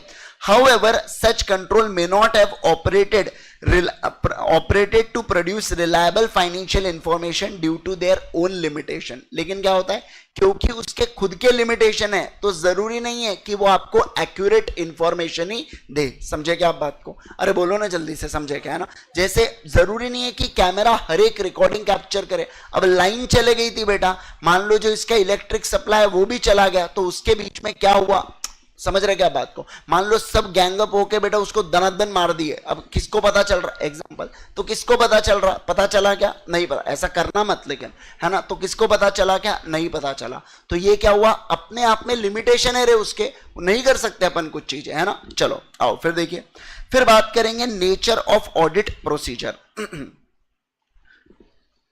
The auditor carries out his work by obtaining audit evidence through performance of audit procedure. However, there are practical and legal limitation on ability of auditor to obtain evidence. He forms his opinion only by testing samples. It is an example of practical limitation on auditor's ability to obtain audit evidence. Management may not provide complete information as requested by auditor. There is no way by which auditor in this case be provided with required information. He can only report. The management may consist of dishonest and unscrupulous people which may itself involve in the fraud. Documents fabricated before auditor may lead them to believe that audit evidence is valid. However, in reality such document may be fake or non-genuine, मतलब सही documents नहीं हो. Some related party transactions may be paper transaction which auditor may not be able to detect. जैसे मैं आपको बताता हूँ, एक बहुत कॉमन फ्रॉड होता है जीएसटी के अंदर. क्या होता है, लोग है ना इनपुट टैक्स क्रेडिट क्लेम करने के लिए फेक बिल सामने वाले से ले लेते हैं. अब मान लो 1 लाख रुपए का मैंने बिल लिया, तो उसके ऊपर 18% का जीएसटी, मतलब 18,000 की मेरी बचत होंगी, तो मैं सामने वाले के अकाउंट में डालता हूं 1 लाख रुपए, 1,18,000 डालूंगा रादर, क्योंकि पूरा बिल है ना 1,18,000 का, और वो मुझे बदले में 1,13,000 रुपए कैश में वापस कर देता है. समझ रहे हैं आप बात को. तो 5,000 रुपए उसने कमाया और 18,000 रुपए का बेनिफिट, 18,000 माइनस 5,000 मतलब क्या, 13,000 का मेरा बेनिफिट. समझे क्या. तो ऐसे केस में ये क्या हुआ. अब मुझे बताओ यार, अगर कोई डॉक्यूमेंट का मुझे इनवॉइस कॉपी दिख रहा है, मुझे जीएसटी में क्रेडिट नजर आ रहा है, 2A में भी दिख रहा है, अरे अलग अलग डिफरेंट सोर्सेज एक ही और इशारा कर रहे हैं कि परचेज हुआ है, तो क्या मैं अज्यूम करूंगा परचेज हुआ है, हाँ सर हुआ है, बट एक्चुअल में तो हुआ ही नहीं. तो इसके लिए मैं क्या करूं, मैं कुछ नहीं कर सकता. ये लिमिटेशन है ऑडिट के. ठीक है, चलिए सर आओ नेक्स्ट देखो, nature of investigation. Auditor cannot obtain absolute assurance that financial statements are free from material misstatement due to fraud and errors, क्योंकि हमारा ऑडिट इन्वेस्टिगेशन नहीं होता। Timeliness of financial reporting and decrease in relevance of information over time. देखो the relevance of information decrease होता है, मतलब समय के साथ साथ घटता है over the time, and auditor can not verify each and every matter, therefore balance has to be struck between reliability of information and cost of obtaining it। मैं आपको बताऊं, जो ये एंटिटी वाले होते हैं, जो बिग फोर वाले होते हैं ना, आप ऐसा समझ लो कि ये 2 आर्टिकल्स को भिजवाएंगे ऑडिट करने के लिए, ठीक है ना। ये लोग घंटे के हिसाब से चार्ज करते हैं, इनका होता है 1200 रुपए प्रति आवर का रेट होता है। मान लो अगर आज इनके लोगों ने 10 घंटा काम किया इंटू 2 यानी कि 20 घंटे का काम किया, इंटू 1200 कर लो यानी कि 24,000 का एक दिन का उनका फीस बन गया। समझ गए क्या? अब जितने दिन वो रुकेंगे यहां पे तो उतने दिन के आवर्स में कैलकुलेट कर लो जितना उन्होंने काम किया, उनका रहना खाना पीना सब कुछ आपके तरफ। तो एंटिटी को भी तो पुराना चाहिए बेटा। अगर कोई व्यक्ति 1 साल के लिए ऑडिट करने आ गया, आप समझो मैं तो गया काम से, जितना उसका बेनिफिट नहीं है भैया, जितना कुछ कुछ के केस में तो जितना प्रॉफिट नहीं कमाया उससे ज्यादा तो ऑडिटर को दे दिया है ना, तो ऐसा नहीं होना चाहिए। ठीक है, आ जाइए next, future events. Future events और कंडीशन में affect entity adversely. Adverse events में seriously affect ability of entity to continue its business operations. ठीक है ना, तो कभी कभार फ्यूचर इवेंट्स कुछ ऐसे हो जाते हैं जिसके कारण बेटा क्या होता है, बोलो ना, जिसके कारण यहां पे एंटिटी अफेक्ट की जाती है। अब देखो क्या, the business may cease to exist in future due to change in the market condition, emergence of new business models, products due to onset of some adverse events. Therefore, it is in the view of above factors that auditor cannot provide guarantee that FS are free from material misstatement and fraud and errors. तो ये सारे क्या है बेटा, limitations के अंदर आ जाते हैं। अब आप एक बात देखोगे तो देखो ये नेचर है, ये नेचर है और ये नेचर है, बराबर है क्या? तो इनहेरिटेंट लिमिटेशन आया तो बोलो क्या क्या, nature of financial reporting, nature of audit procedure, फिर उसके बाद nature not in nature of investigation. फिर दो कौन से जो अपने को नहीं ध्यान रहेंगे, एक रहेगा टाइमलीनेस और दूसरा रहेगा फ्यूचर इवेंट। एक क्या रहेगा, टाइमलीनेस और दूसरा रहेगा फ्यूचर इवेंट्स। ठीक है ना, चलो तो अपन ने क्या देखा यहाँ पे, अपन ने देखा कि यहाँ पे क्या हुआ, बोलो ना, यहाँ पे अपन ने देखा क्या, किसके बारे में पढ़ रहे हैं, क्या टॉपिक पढ़ रहे हैं अपन लोग, इनहेरिटेंट लिमिटेशंस के बारे में। किसके बारे में बोलो, इनहेरिटेंट लिमिटेशन। मतलब एग्जाम में सवाल आया कि बताओ ऑडिटर क्यों एब्सोल्यूट एश्योरेंस नहीं देता, तो आप बोलोगे इनहेरिटेंट लिमिटेशंस के द्वारा। 5 इनहेरिटेंट लिमिटेशन कौन से, nature of financial reporting, nature of audit procedure, not in the nature of investigation, future events और टाइमलीनेस। बराबर है 5, है ना। एक बार गो थ्रू कर लो फट से, नेक्स्ट वाले पॉइंट के ऊपर चलेंगे फिर।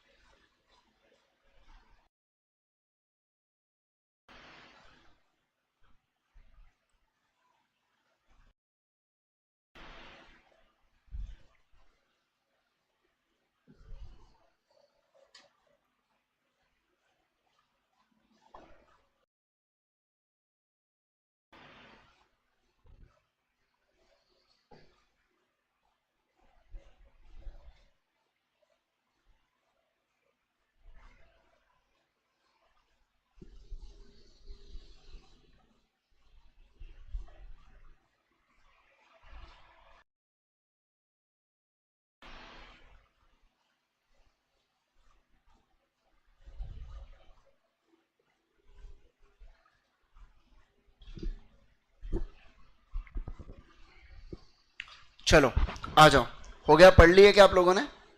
आ जाइए जल्दी से। अब बात करेंगे किसके बारे में? एंगेजमेंट के बारे में बात करेंगे। आ जाओ जल्दी से। इसका वो मतलब नहीं है जो आप सोच रहे हो। आओ ध्यान दो।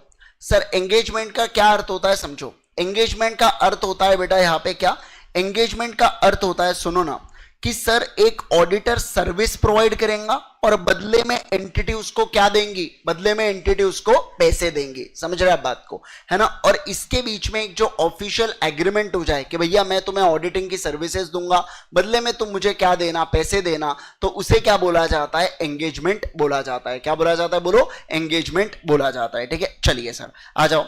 अब बात करेंगे बेनिफिट्स ऑफ ऑडिट के बारे में। किसके बारे में बात करेंगे? बोलो जल्दी से। बेनिफिट्स ऑफ ऑडिट के बारे में सर हम लोग यहाँ पे चर्चा करेंगे। सारे लोग ध्यान दीजिएगा, बेनिफिट्स ऑफ ऑडिट में क्या क्या आता है, सारे चीजों को समझेंगे। देखो क्या, सबसे पहला मुझे बताइए, अगर किसी फाइनेंशियल स्टेटमेंट्स का ऑडिट होता है, क्या होता है? बोलो, किसी फाइनेंशियल स्टेटमेंट्स का ऑडिट होता है, तो क्या लगता है आपको, ऑडिट करने के बाद क्वालिटी इंप्रूव होंगी कि नहीं होंगी? हाँ सर, इंप्रूव होंगी। और क्वालिटी इंप्रूव होंगी तो कॉन्फिडेंस बढ़ेगा कि घटेगा? कॉन्फिडेंस भी बढ़ने वाला है। मतलब सर ऑडिट की मदद से क्वालिटी ऑफ फाइनेंशियल स्टेटमेंट्स के बारे में पता चलता है और उसके कारण सामने वाले यूजर्स यानी कि आईयू का क्या बनता है? बोलो, कॉन्फिडेंस एनहांस होता है। पढ़ाया क्या अपन ने, है ना? Yes sir. चलिए अब देखो, अब क्या बोला जा रहा है सर? देखिए, फाइनेंशियल स्टेटमेंट्स को बनाता कौन है? फाइनेंशियल स्टेटमेंट्स को मैनेजमेंट प्रिपेयर करता है। लेकिन आप सोच के देखो, ये फाइनेंशियल स्टेटमेंट जिस एंटिटी के बनते हैं, उस एंटिटी के अंदर स्टेक जो है, पैसा जो लगा हुआ है, वो किसका लगा हुआ है? शेयर होल्डर्स का लगा हुआ है। तो जब मैं इस फाइनेंशियल स्टेटमेंट्स को चेक करता हूं तो कहीं ना कहीं आपको लगता नहीं है कि इनका जो स्टेक है, इनका जो स्टेक है इस एंटिटी में, मैं इसको प्रोटेक्ट करके रखता हूं। बोलो ना जल्दी से।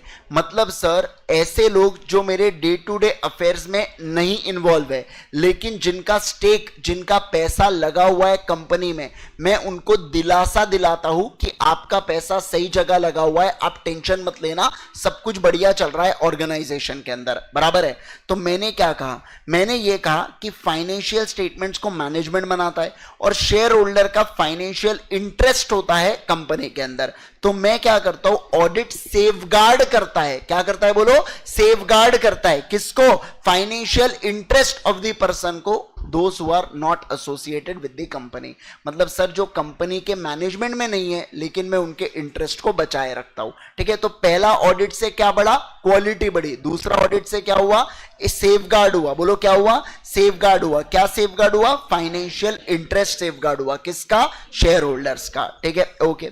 अब देखो, अगर कोई एम्प्लॉय फ्रॉड करता है तो क्या आपको लगता नहीं उसको डर बना रहेगा जब कंपनी में ऑडिट होगा? तो अगर एम्प्लॉय कर रहा है फ्रॉड, वो जानता है कहीं ना कहीं कि अभी मेरे ऊपर कोई ना कोई व्यक्ति आएगा जो मुझसे बहुत सारी डिटेल्स पूछने वाला है, जो मुझसे बहुत सारी डिटेल्स मांगने वाला है। तो अगर मैंने कुछ गलत किया और मैं पकड़ा गया तो पक्की बात है क्या कि मुझे यहाँ पे, मतलब आप समझ रहे हैं क्या कि गड़बड़ हो सकती है करके? डेफिनेटली।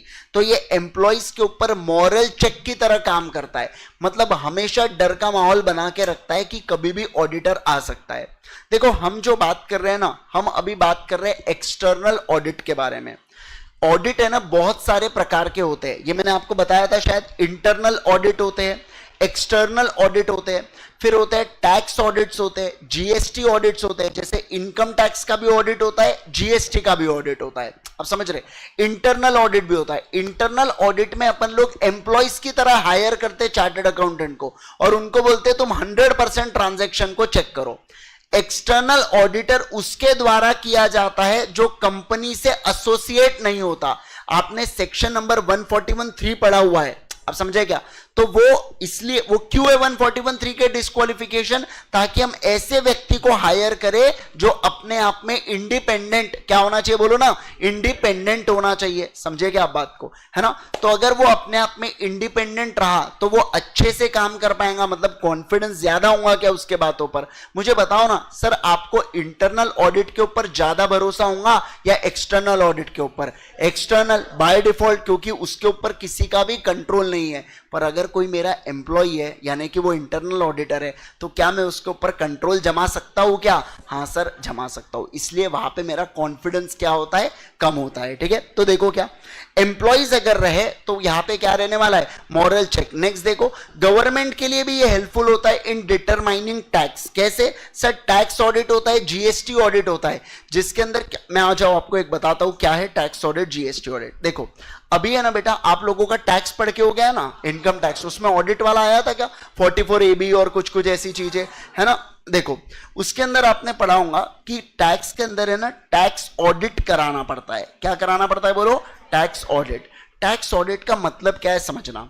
देखो ये जो एंटिटी होती है बेटा, ये साल भर में बिजनेस करती है, बराबर है ना? बिजनेस करेंगी, बिजनेस करेंगी मतलब क्या कमाने वाली है? प्रॉफिट कमाने वाली है। अब आप जानते हो कि अब गवर्नमेंट इतनी तो बेवकूफ है नहीं कि पूरा एक साल इंतजार करे आपके टैक्स को पे कराने के लिए, तो ये आपसे क्या लेते रहती है? एडवांस टैक्स लेते रहती है, बराबर है। अब जब ये पूरा साल कंप्लीट हो जाता है तो उसके बाद यहां पे टैक्स को कंप्यूट किया जाता है।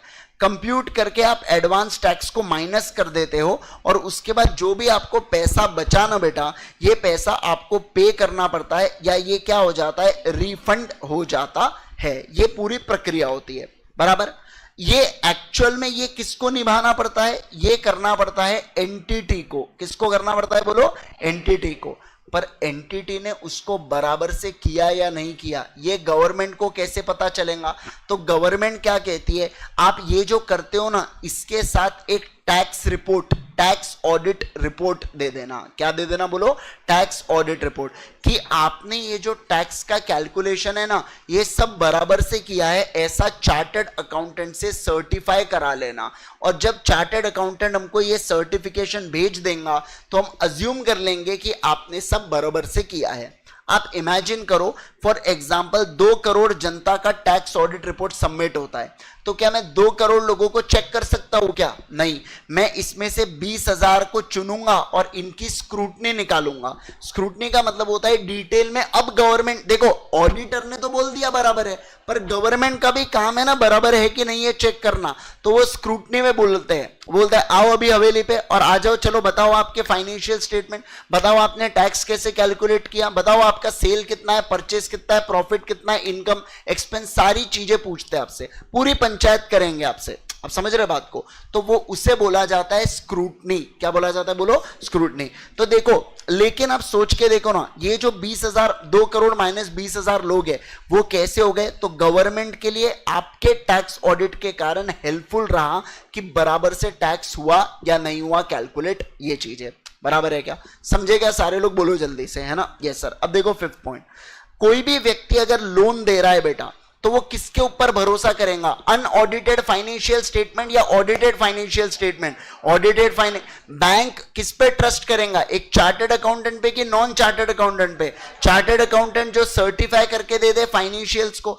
बेटा अकाउंटेंट, एक बीकॉम वाला व्यक्ति भी बैलेंस शीट बना के दे सकता है, लेकिन वो बैलेंस शीट एक्यूरेट है या नहीं है, ये सीए के ऊपर जिम्मेवारी दी जाती है कि तुम चेक करके बताना सब कुछ बराबर है। और सब कुछ बराबर है तो साइन करना मेंबरशिप नंबर के साथ और यूडीआईएन नंबर के साथ। पढ़ा है अपन ने यूडीआईएन? आपने पढ़ाऊंगा कहीं पे?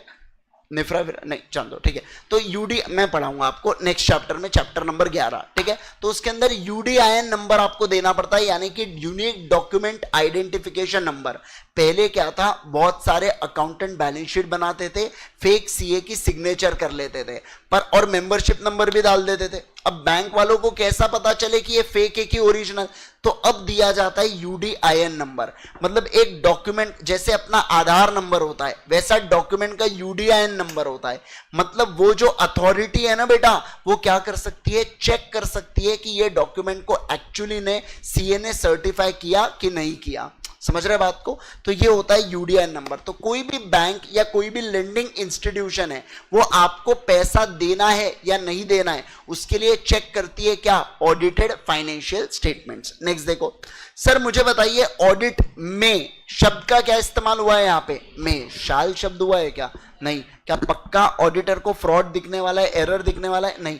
हो सकता है मिल जाए, हो सकता है ना मिले, ठीक है। उसके बाद ऑडिट क्या करता है? रिव्यू करता है। बोलो क्या करता है? रिव्यू करता है। किसको रिव्यू करता है? कंट्रोल्स को।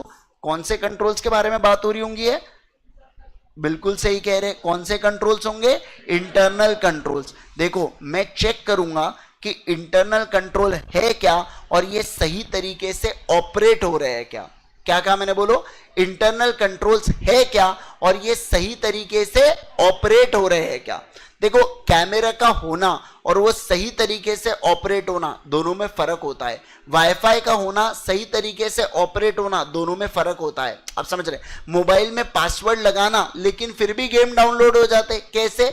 तो कंट्रोल का होना और उसका सही तरीके से ऑपरेट करना दोनों बहुत ज्यादा जरूरी है। समझ रहे हैं बात को? तो देखो क्या मैं एज अ ऑडिटर चेक करूंगा आपके कंट्रोल्स को और उसके ऑपरेशंस को, और उसके अंदर अगर कुछ कमियां मुझे दिखती है, कुछ डेफिशिएंसीज, कुछ कम चीजें, लिमिटेशंस मुझे दिखते हैं, तो मैं उसको बताऊंगा क्या सामने वाले व्यक्तियों को? बिल्कुल बिल्कुल बताने वाला हूं। जैसे देखो ऐसा बोला जाता है कि जनरली जो कैशियर है ना, कैशियर और अकाउंटेंट एक व्यक्ति नहीं होना चाहिए, क्योंकि अगर कैशियर और अकाउंटेंट एक ही व्यक्ति रहा तो फ्रॉड करना बड़ा आसान हो जाएगा। मान लो किसी डेटर ने पैसा दिया, मैं तो उसको बुक्स ऑफ अकाउंट्स में शो ही नहीं करूंगा, मैं कल चल के बैड डेट्स मार के राइट ऑफ कर दूंगा, किसको क्या पता चल रहा बड़े बड़े कंपनी में, बराबर। तो इसलिए आप देखना कैशियर और अकाउंटेंट जनरली अलग अलग पर्सन होते हैं, ठीक है ना। तो ये सारी चीजें क्या होती है? ये सारी चीजें इंटरनल कंट्रोल की कैटेगरीज के अंदर आती है, ठीक है। तो ये सारे फायदे होते हैं बेटा ऑडिट के। एक बार क्विकली रिवाइज करो। देखो ऑडिट से क्वालिटी बढ़ती है कि नहीं बढ़ती है? बिल्कुल बढ़ती है। दूसरा, सर ये किसके फाइनेंशियल इंटरेस्ट को प्रोटेक्ट करता है? शेयर होल्डर्स के। फिर बोला एम्प्लॉयज के हिसाब से क्या है? ये मॉरल चेक के तौर पर काम आता है। फिर यहां पे क्या बोला गया कि गवर्नमेंट के लिए हेल्पफुल है इन डिटरमाइनिंग टैक्स। सर अगर कोई भी पैसा देना चाहता है तो उनके लिए बेनिफिशियल है। और ऑडिट यहां पे फ्रॉड और एरर को हो सकता है ढूंढे, या ऑडिट क्या करता है?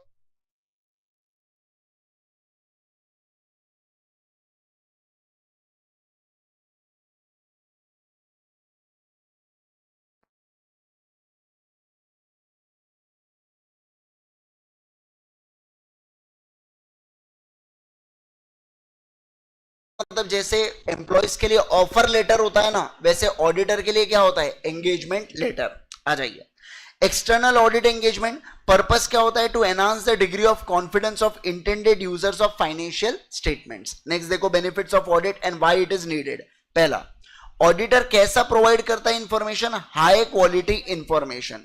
It gives confidence to the users that information they are relying is qualitative, मतलब quality है इसके अंदर, and is outcome of exercise carried out by the following auditing standards globally। मतलब एक चार्टर्ड अकाउंटेंट ऐसे का प्रयोग करता है और ऑडिट करता है और उसके मदद से वो डिसीजन यहाँ पे दे रहा है, ठीक है ना। चलिए उसके बाद देखो, ऑडिट सेफगार्ड्स इंटरेस्ट, मार्क करो, safeguard interest of shareholders as financial statements are prepared by the management of company। तो एफएस को बनाता कोई और है और उसको, समझ रहे हैं आप बात को, और उसके ऊपर कॉन्फिडेंस किसी और को चाहिए, ऐसा यहां पे बोला गया, ठीक है। अब देखो, the audit acts as a moral check on the employees. मतलब क्या बोला गया कि एम्प्लॉयज के ऊपर मॉरल चेक है कि वो फ्रॉड को कमिट नहीं कर सकता, उसको डर लग रहा है कि कल चल के हो सकता है फ्रॉड के कारण क्या हो जाए, फ्रॉड के कारण मेरा मतलब जो भी मैं अगर ऑडिट के कारण मेरा फ्रॉड बाहर आ जाए। फिर देखिए ऑडिटेड फाइनेंशियल स्टेटमेंट मदद करते हैं किसको? गवर्नमेंट को, किस तरीके से? टैक्स को डिटरमाइन करने के लिए। फिर ऑडिटेड फाइनेंशियल स्टेटमेंट के ऊपर भरोसा करके लेंडर्स, बैंकर्स क्या देते हैं? क्रेडिट देते हैं कि एक एंटिटी को पैसा देना है या नहीं देना है। फिर ऑडिट में ऑल्सो डिटेक्ट एरर या फ्रॉड। में शब्द के ऊपर ध्यान रखना, यहां पे में बोला गया है। फिर बोला गया है कि ऑडिट रिव्यू करता है about existence and operations of controls, और अगर कल चल के उसके अंदर डेफिशिएंसीज पता चली, कमी पता चली, तो उसको भी पॉइंटिंग आउट करता है क्या? डेफिनेटली करता है ऑडिट के अंदर, ठीक है ना। चलिए सर देखो यहाँ पे, देखो जब आप लोग बैंक ऑडिट में जाते हो ना बेटा, तो बैंक ऑडिट में लाइक लिटरली आप लोग चीजों को चेक करते हो वहां पे। जैसे कि बैंक में आपने देखा होगा कि सामने गन लेके बेटा एक वो हमेशा वॉचमैन खड़ा रहता है। वो बैंकिंग रेगुलेशन एक्ट कहता है कि हर एक ब्रांच में रहना ही चाहिए वैसा पर्सन, समझे क्या? बैंक के हर कैमरा काम करना ही चाहिए।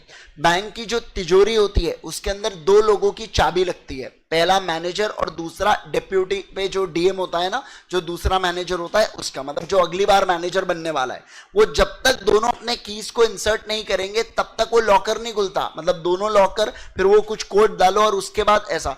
आप लिटरली जब बड़ी बैंक्स को ऑडिट करने जाओगे ना, तो जब क्या होता है, जैसे आरबीआई के विजिट में आपने देखा होगा शायद, अगर उन्होंने बताया या नहीं बताया, तो उन्होंने वो है ना ऐसी बड़ी सी तिजोरी होती है और लिटरली जैसे अपन देखते हैं ना ऐसा वो चक्के जैसा घुमाते हैं, फिर की इंसर्ट करते हैं, वैसा ही पूरा तामझाम होता है। समझ रहे क्या? क्योंकि आप सोच के देखो ना, कितना सोना, कितने बॉन्ड्स, कितने शेयर्स या क्या क्या चीजें नहीं पड़ी होती है। कैश, मेन सबसे ज्यादा चीजें कैश और एफडी की रिसीट, ठीक है ना। वो एफडी की रिसीट कोई भी प्रिंट करके कल चल के एनफोर्सेबल बन जाएंगे बेटा, वो बेयरर डॉक्यूमेंट आ जाता है वो, है ना। तो ऐसी चीजें नहीं होनी चाहिए, इसलिए क्या करके रखते, वो बहुत ज्यादा इंटरनल कंट्रोल लगा के रखते हैं, है ना। तो ये सारी जो चीजें अपने को मदद करता है जानने में कि इंटरनल कंट्रोल बराबर है क्या, और उसमें अगर आपको कुछ कमी नजर आई तो आप उसको क्या कराते हो, हाईलाइट कराते हो। बोलो क्या करवाते हैं, हाईलाइट कराते हैं, ठीक है ना। एक बार गो थ्रू करेंगे बेनिफिट्स ऑफ ऑडिट में, जल्दी जल्दी थोड़ा सा, और किसी को भी कोई पॉइंट है पूछ लो। आपको कुछ लिखना है, ये वाले आपने लिखे नहीं होंगे शायद, है ना, लिख भेजो आपको ग्रुप पे, ठीक है। आज का कुछ भी नहीं हुआ है क्या लिख के? आज यही है ना, मतलब यही से लिखना है ना आपको, इनहेरिट एंड लिमिटेशन से, ठीक है।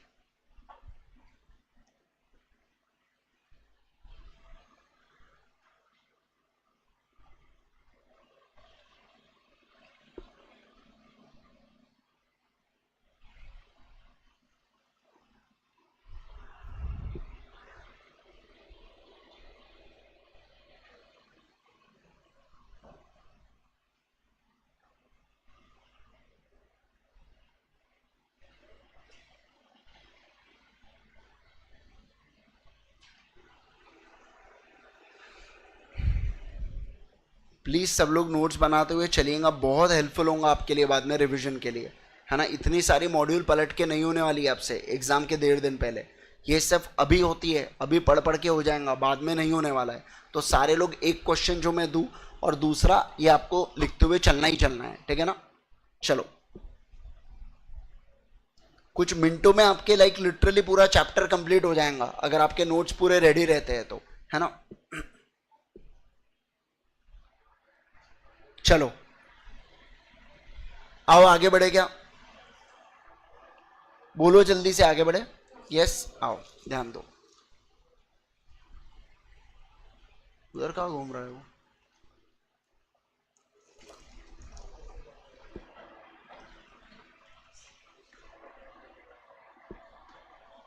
चलो आ जाएंगे, अब ध्यान दो। देखिए सर, पहली बात बनती है कि ऑडिट क्या मैंडेटरी है क्या? तो इसका जवाब है कुछ केस में यस और कुछ केस में नो। ये कैसा जवाब हुआ मैंडेटरी का? इसका अर्थ यह है कि ऑडिट मैंडेटरी नहीं होता है, लेकिन कभी कभार ऑडिट मैंडेटरी हो जाता है। जैसे जब कोई लॉ बोले, जैसे इनकम टैक्स एक्ट आप लोगों ने पढ़ा है, अगर उसका टर्नओवर 2 करोड़ 1.5 करोड़ ऐसा है, प्रोफेशन में अगर 50 लाख के ऊपर रिसीट चले गई तो आपको ऑडिट कराना ही पड़ता, फिर आप वो प्रिजम्पटिव वाली लिमिट नहीं ले सकते। अब समझ रहे क्या बात को? 8% का प्रॉफिट के नीचे अगर आपको बताना है तो ऑडिट कराना ही पड़ता, फिर समझे। तो ये क्या हुआ, कभी कभार जो लॉ होता है वो कहता है कि आपको ऑडिट कराना ही पड़ता है। दूसरा, कभी कभार जो आपकी एंटिटी है, जैसे कंपनीज एक्ट में इट्स कंपलसरी कि आप ऑडिट कराओगे ही कराओगे, लेकिन प्रोप्राइटरशिप को कंपलसरी है क्या? नहीं। पार्टनरशिप को कंपलसरी है क्या? नहीं। एलएलपी को फिर से कंपलसरी करा है। आप समझ रहे क्या? तो कभी कभार नेचर ऑफ एंटिटी से भी फर्क पड़ता है। अगर आपकी एंटिटी का नेचर कुछ ऐसा है तो आपको ऑडिट कराना पड़ता है क्या? यस सर, कराना पड़ता है। और तीसरी चीज होती है आपकी रिक्वायरमेंट्स। क्या होती है बोलो? रिक्वायरमेंट्स। जैसे आपने सुना होगा, यहाँ पे बहुत सारे अपने कॉलेजेस है नागपुर में जो गवर्नमेंट कॉलेज है, जैसे मैं ना वो डॉक्टर बाबा साहेब आम्बेडकर कॉलेज में था मैं, है ना। तो वो कॉलेज के अंदर वहां पे है ना, मेरी जो फीस थी बीकॉम की वो 500 रुपए फीस थी। अब क्या सही में 500 रुपए में कुछ होता होगा क्या? बताओ ना, 500 या 1100 कुछ तो भी ऐसी फीस थी, होता होगा क्या नहीं? उनको क्या मिलता है? गवर्नमेंट से ग्रांट आता है। क्या आता है बोलो? ग्रांट आता है। ग्रांट मतलब एक प्रकार का डोनेशन समझ लो, कि तुम क्या करो, बच्चों को पढ़ाओ करके, समझ रहे? तो ऐसे केस के अंदर कभी कभार ग्रांट लेने के लिए या लोन लेने के लिए अपने को क्या कराना पड़ता है? फाइनेंशियल स्टेटमेंट्स का ऑडिट कराना पड़ता है। क्या कराना पड़ता है बोलो? एफएस का ऑडिट कराना पड़ता है। वैसे तो ऑडिट मैंडेटरी नहीं है, वैसे तो नहीं है, लेकिन समझना क्या, कि कभी कभार अपनी रिक्वायरमेंट्स, एक्ट के रिक्वायरमेंट्स और नेचर ऑफ एंटिटी कुछ ऐसी होती है जिसके कारण अपने को ऑडिट करवाना पड़ता है। ठीक है, आ जाइए, चलो क्विकली पढ़ लेंगे, बहुत फालतू पॉइंट्स है। देखो, ऑडिट मैंडेटरी और वॉलेंटरी। तो audit is not legally mandatory. Entities जैसे companies are required to get compulsory audited under law. Even non-corporate entities may be compulsory required to get audited under income tax laws. फिर बोला गया some entity are required to get audited for obtaining grants. Grants का मतलब लिख के रखो donation from government. लिख के रखो जल्दी से, donation from government. अब बताओ मुझे, ये चीजें आपने पढ़ी हुई है या नहीं है? चैप्टर नंबर 10 कंपनीज एक्ट है ना। In case of company share holder या ओनर, ओनर मतलब बोर्ड ऑफ डायरेक्टर्स भी यहां पे आते हैं। सॉरी, ओनर मत लिखो, यहां पे स्लैश लिखो BOD करके, है ना। याद है फर्स्ट ऑडिटर को कौन अपॉइंट करता है? BOD अपॉइंट करते हैं। वो फेल हुए तब वो दूसरे मैनेजमेंट अपॉइंट करेंगी। वो फेल हुए तो कौन जाएगा? मेंबर्स अपॉइंट करेंगे 90 दिनों में, है ना, ऐसा था। ठीक है, और गवर्नमेंट कंपनी में कौन करता है? CAG करता है। और फर्म के केस में कौन करता है? पार्टनर्स ऑफ फर्म यहां पे अपॉइंट करते हैं। क्या? बिल्कुल बिल्कुल। फिर देखो, मुझे बताइए ऑडिट रिपोर्ट किसको सबमिट किया जाता है? अरे भैया, जो आपको अपॉइंट करेगा उसको आप सबमिट करोगे। CAG ने अपॉइंट किया तो याद रखना CAG को ऑडिट रिपोर्ट सबमिट होती थी। याद आ रहा है क्या आपको? सर अगर मेंबर्स ने किया तो मेंबर्स को कभी भी आप ऑडिट रिपोर्ट दोगे तो एड्रेसी मेंबर्स होता है। एड्रेसी मतलब आप किसको एड्रेस कर रहे हो, वो कौन होता है? मेंबर्स होते हैं। तो किसको दिया जाता है? Person making appointment. तो जो व्यक्ति अपने को अपॉइंट करता है उसको क्या दी जाती है? ऑडिट रिपोर्ट दी जाती है। समझे क्या? अरे बोलो जल्दी से। Yes sir. चलिए, आज के लिए इतना ही करेंगे, मिलेंगे नेक्स्ट सेशन के अंदर जो कल सुबह होगा। कितने बजे? 7 बजे अपना होने वाला है ना। चलो, अब पैदल चल के आया करो तो बेटा घर से नींद भाग जाएंगी आपकी। आप ऐसे 2-4 तो ऐसे गिरने में ही रहते बिल्कुल, है ना। सभी इसमें होता है क्या आपके साथ? हमारे इसमें